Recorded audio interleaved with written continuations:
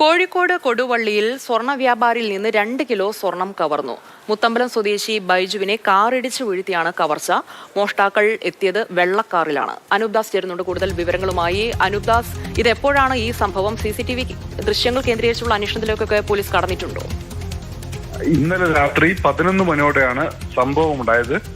കൊടുവള്ളി ഓമശ്ശേരി റോഡിൽ വെച്ചാണ് 5 അംഗ സംഘം ഒരു വ്യാപാരിയെ ഇടിച്ചു വീഴ്ത്തി, ബൈക്ക് സഞ്ചരിക്കുകയായിരുന്ന വ്യാപാരിയെ കാറ് കൊണ്ട് ഇടിച്ചു വീഴ്ത്തി സ്വർണം കവർന്നു എന്ന പരാതി ഇപ്പോൾ കൊടുവള്ളി പോലീസ് സ്റ്റേഷനിൽ ലഭിച്ചത്.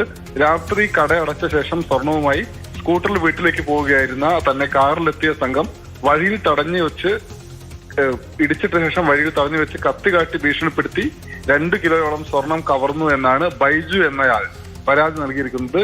മുത്തമ്പലം സ്വദേശിയാണ് ബൈജു. ഇദ്ദേഹം സ്വർണ്ണാഭരണങ്ങൾ നിർമ്മിക്കുന്ന കടയുടമയാണ്.